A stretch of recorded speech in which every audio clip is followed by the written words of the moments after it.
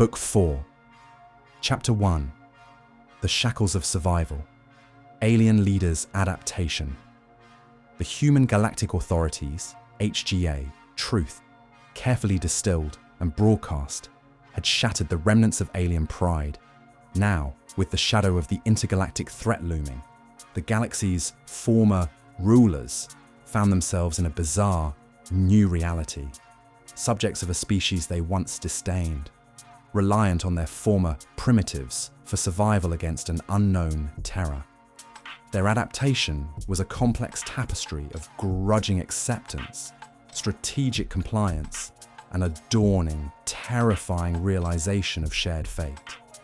On Xylar Prime, Commander Zakor, now the provisional leader of the Xylos Imperium, moved through his days with the weary efficiency of a broken machine. Grand Admiral Ixalith's catatonic state remained a stark reminder of their humiliation. Zakor's people, once meticulous record keepers and ruthless strategists, were now meticulously complying with HGA directives.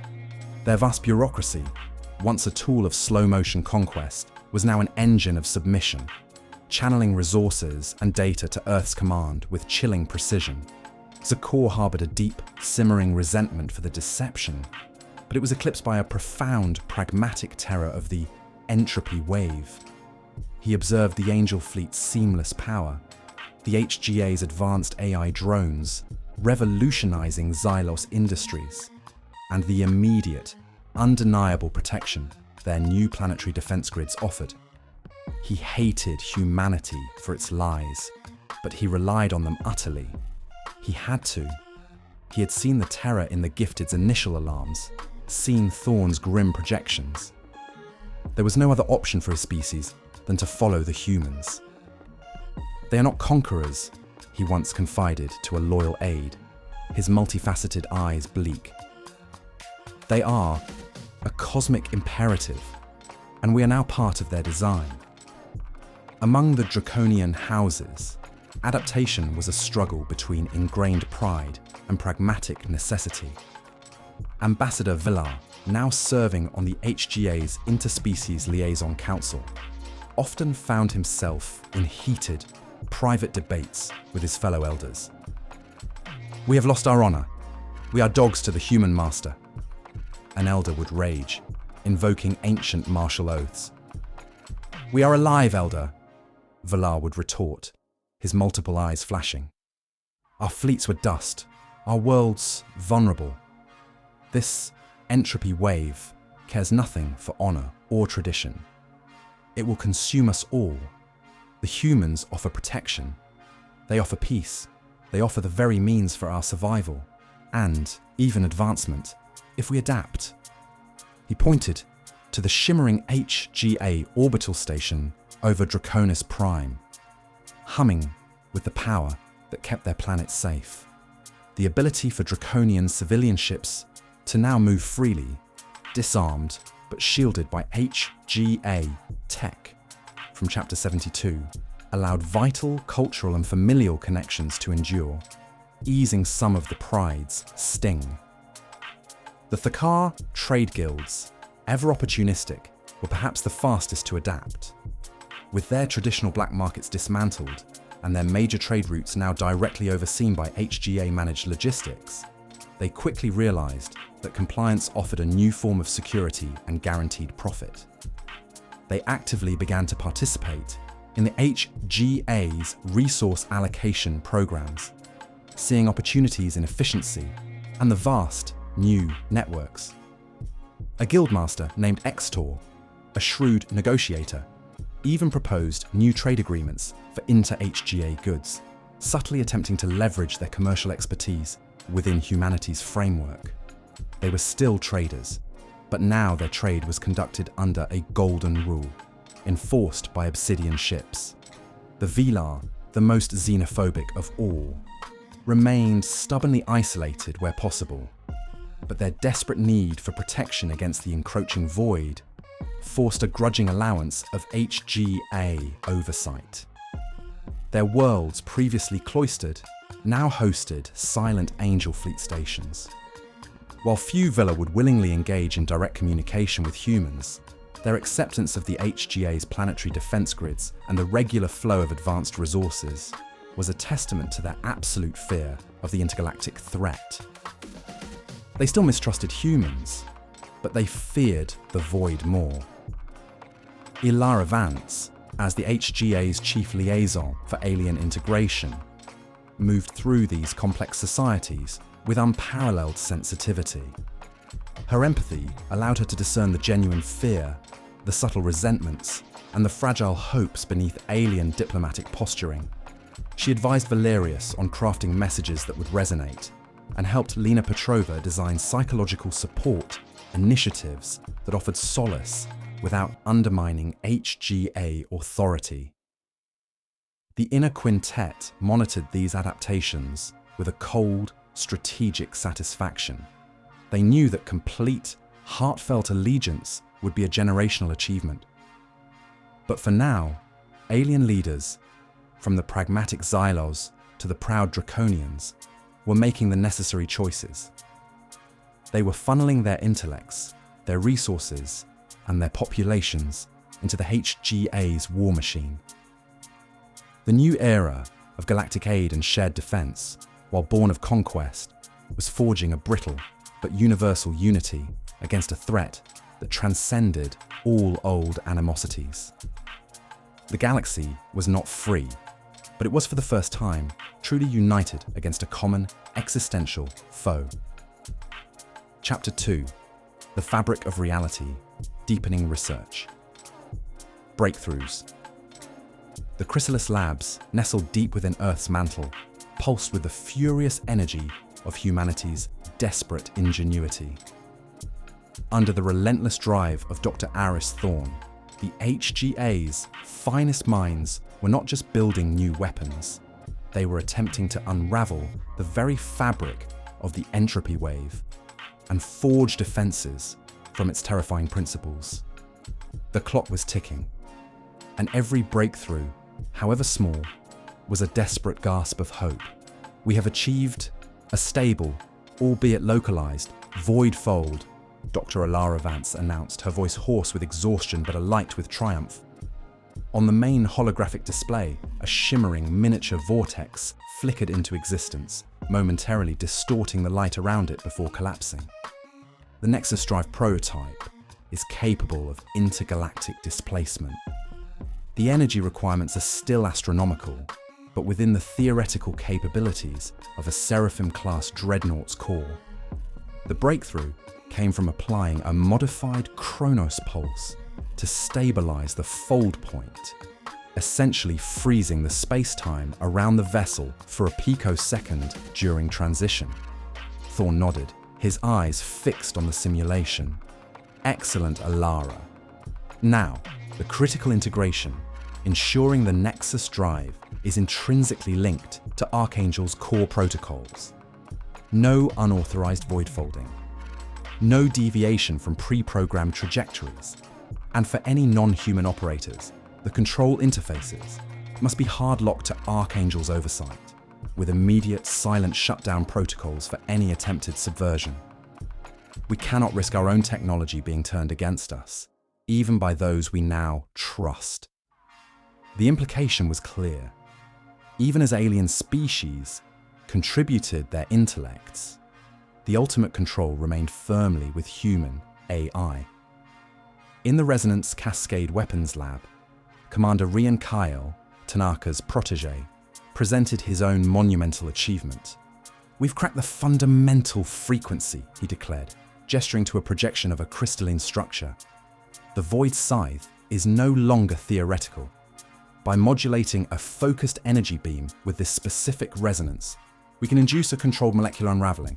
It's not an explosion, it's a disintegration, a targeted entropy. We've successfully decohered a 1 meter cube of alien durasteel, silently, cleanly, and without collateral damage." Thorne examined the data, a rare flicker of grim satisfaction crossing his face. The counter-entropy principle. If this wave consumes order, we will fight it with a focused disorder. Rian, integrate the digital silence data from Marco's research. If the enemy is also erasing information, can we weaponize that? Can the Void Scythe not only unravel matter, but also disrupt their informational coherence? Again, the underlying security protocols were paramount. Ensure the weapon's firing. Solutions are entirely AI-governed. No manual override for non-human personnel. The power of the Void Scythe is too great to be wielded by anything but Archangel's absolute control. Commander Finn, working closely with Dr. Anya Petrova's teams on adaptive quantum shielding, contributed to a critical leap. "My instincts were right," Finn stated, his brow furrowed in concentration as he watched a complex energy pattern on a screen.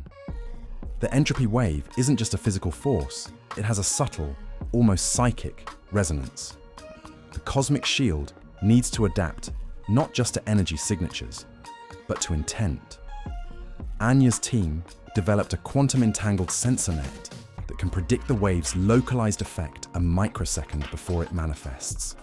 It's like the shield is feeling the attack before it happens. Anya, exhausted but elated, added, "This allows the cosmic shield to generate a counterphasic frequency that effectively cancels out the wave's localized effect, creating a pocket of stability. It's a localized reality anchor. We've tested it against simulated entropy wave effects, and the results are promising." The shield is constantly learning, constantly adapting.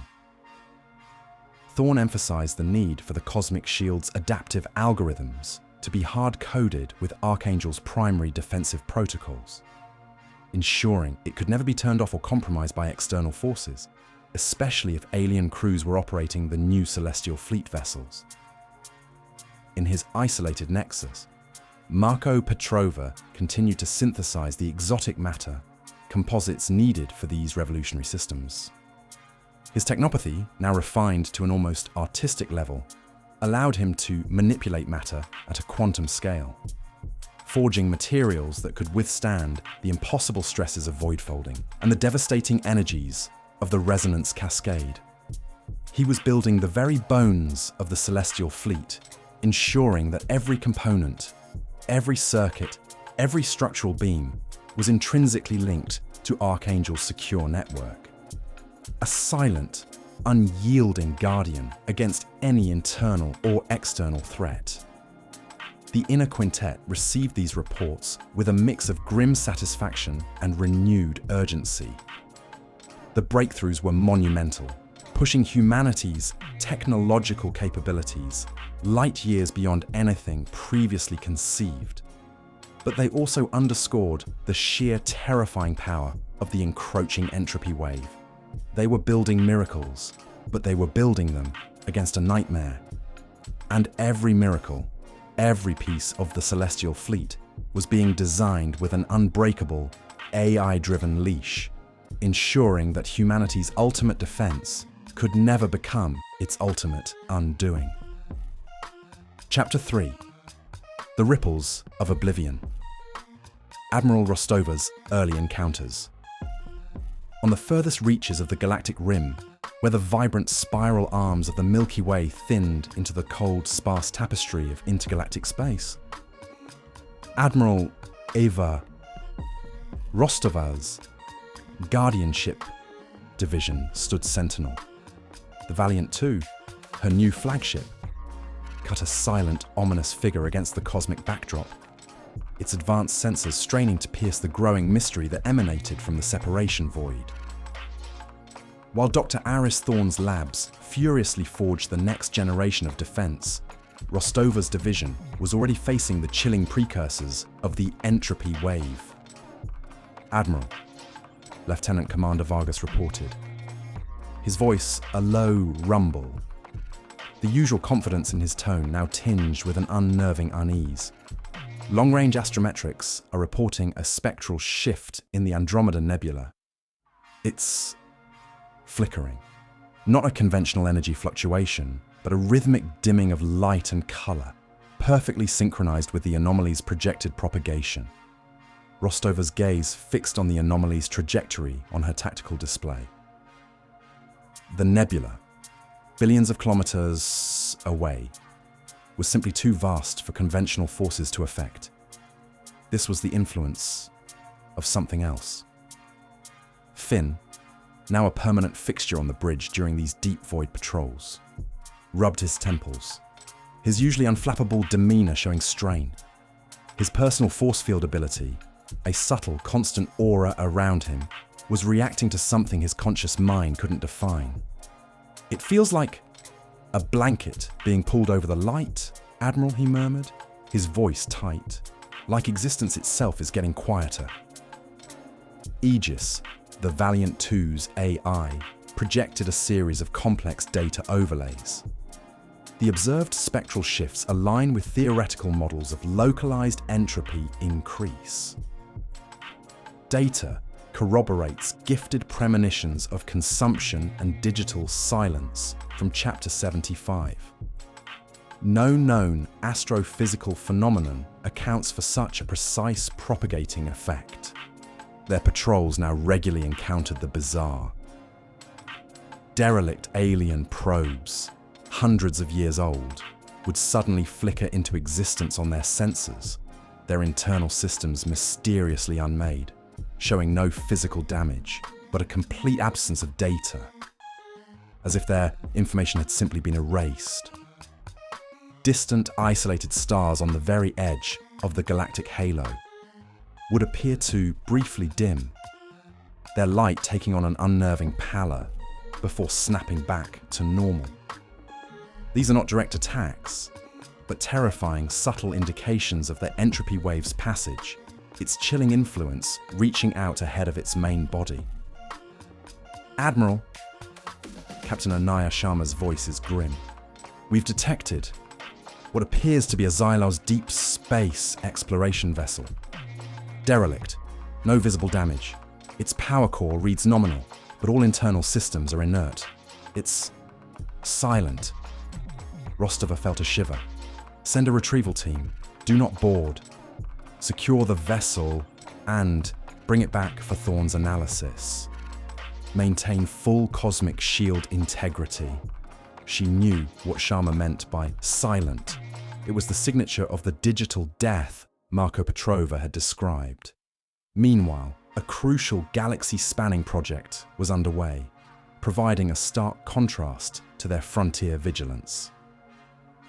As Admiral Rostova's division peered into the oncoming cosmic horror, humanity was simultaneously fortifying its very foundations with Thorne's revolutionary adaptive quantum shielding. The motto driving this massive retrofit program was clear: protect all, but humans first.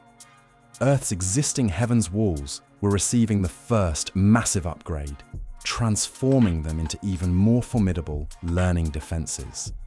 Then, every human colony's planetary defense grid would be retrofitted, converting them from conventional shields to the adaptable, counterphasic cosmic shields. Only after every human world was secured would the compliant alien worlds receive the same upgrade, a silent promise of the HGA's protection, but a clear hierarchy of safety. This policy, driven by Jian Li's ruthless pragmatism and General Armitage's logistical mastery, was a source of quiet pride for their HGA. It was a visible manifestation of their commitment. For Rostova, however, the irony was bittersweet. Her division was out here, facing the unimaginable, with cutting-edge but still developing tech, while back home, their people were wrapping themselves in an impenetrable learning shield. The sacrifice of the frontier was paramount, buying the time for the shield to encompass all. As the Valiant 2 drifted through the deepening gloom of the galactic rim, Admiral Eva Rostova carried the weight of the unknown, her old fighting spirit now tempered by a new cosmic vigilance. Chapter 4. The Voice of Unity. The Quintet's unified front. The time for subtle hints and vague anomalies was over. With the entropy wave undeniably propagating through the void and Dr. Aris Thorne's labs pushing the boundaries of the impossible, the Inner Quintet understood that the galaxy required a direct, unified message. Not of panic, but of unwavering resolve. From the grand, newly constructed HG, a central Senate chamber on Earth, a majestic arena where holographic displays stretched across the vaulted ceiling, the Quintet prepared to address all life under their dominion. Citizens of the Human Galactic Authority, Ambassador Valerius's voice resonated, amplified and translated by Archangel to every ear, human and alien alike, and to all species now living under the protection of humanity's new order. For centuries, the stars beyond our galaxy were simply a distant, empty beauty. Today, we stand on the precipice of a new cosmic frontier. The holographic display behind them shifted, showing stylized, non-threatening visualizations of the cosmic anomaly as it approached. It was portrayed as a natural, albeit unprecedented phenomenon requiring collective vigilance. Our deepest probes, Jian Li's voice, cut in, clear and commanding, confirmed the existence of an unquantified force, unlike any encountered in our galaxy. It presents a singular, immense challenge. But let there be no doubt, the Human Galactic Authority is uniquely prepared to meet it.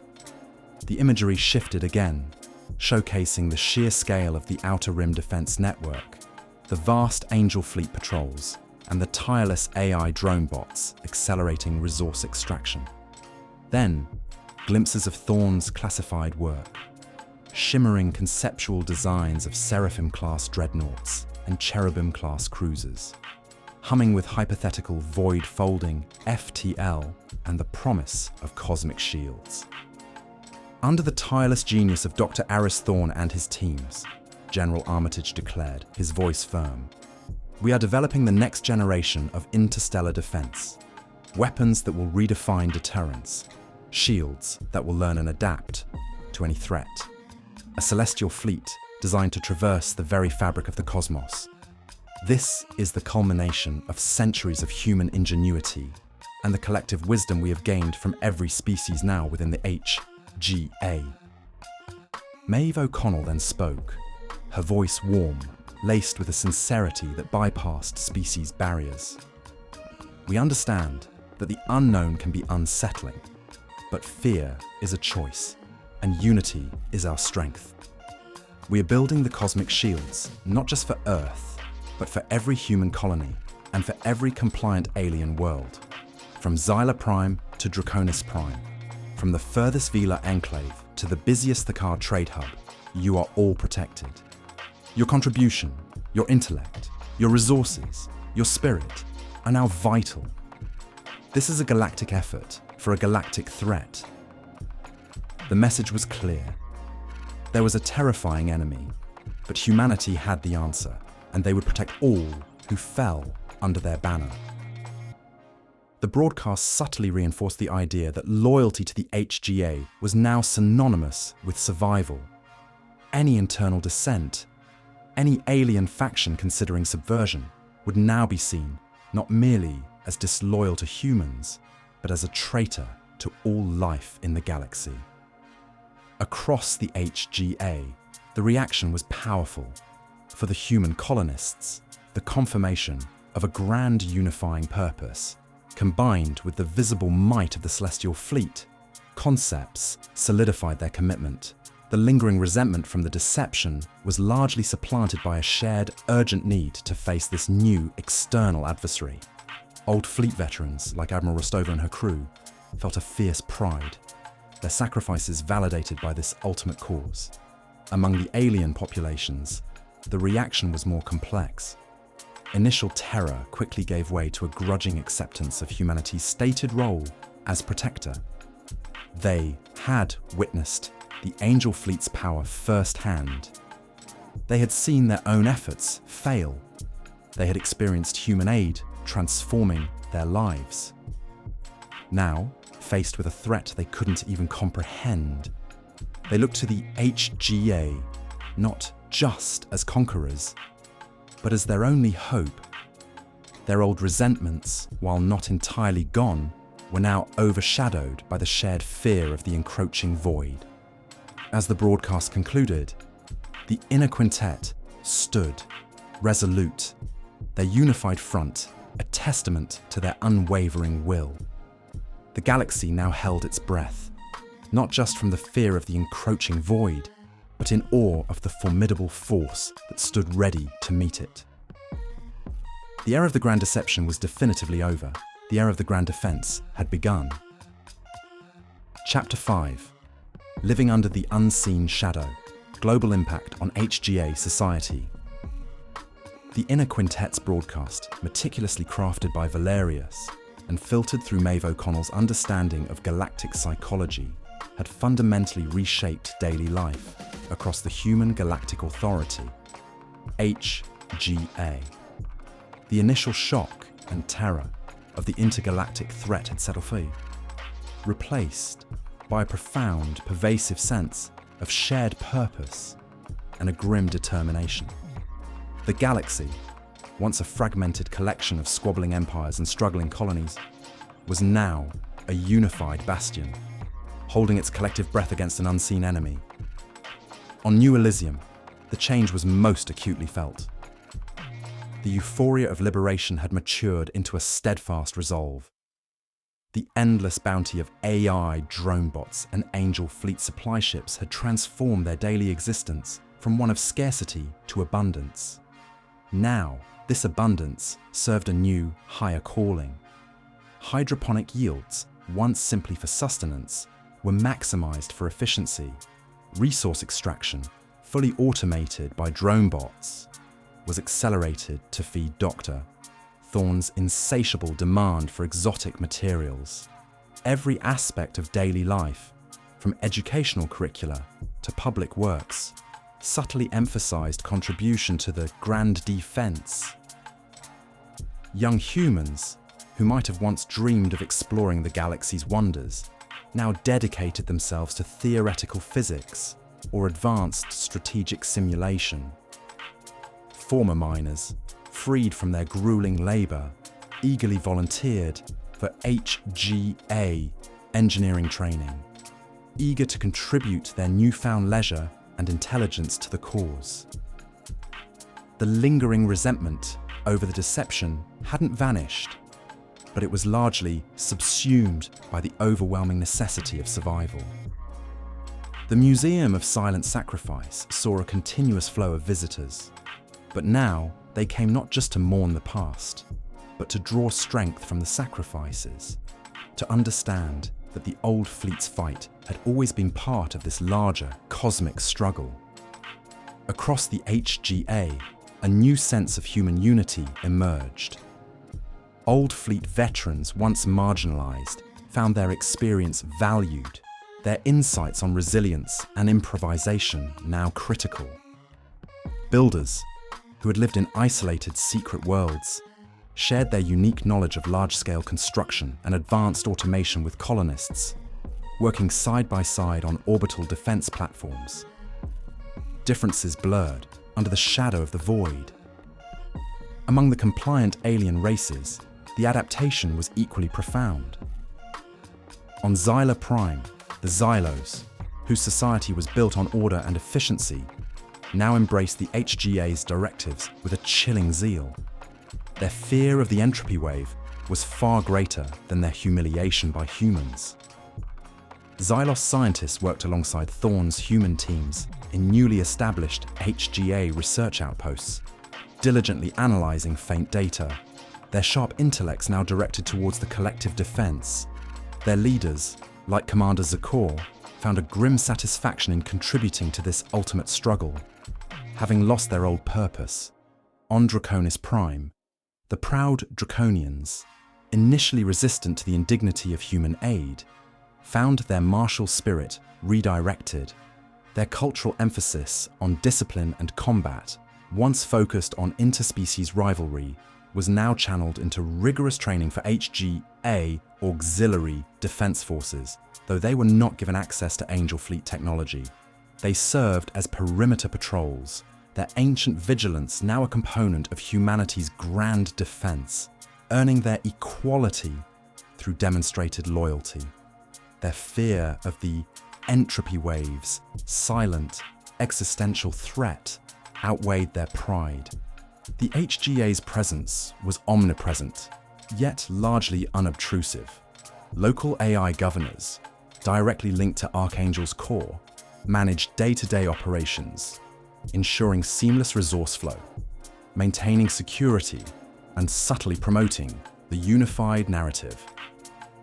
Public entertainment focused on heroic tales of past human survival and futuristic visions of galactic unity against cosmic challenges. Every citizen, human or alien, was gently guided towards understanding their role in the ultimate defense, their daily lives shaped by the distant, unseen menace. The gifted, though remaining at the strategic apex, felt the collective shift. Ilara Vance sensed the galaxy's unifying fear, a vast, powerful current of anxiety, but also a growing resolve. Lena Petrova tirelessly worked to manage the psychological toll. Her empathy, a beacon in the pervasive undertone of dread. The galaxy was preparing, not for a war it chose, but for one it was forced to fight. And in that shared, terrifying certainty, a new, fragile unity began to bloom, one forged in the crucible of fear and the promise of absolute protection.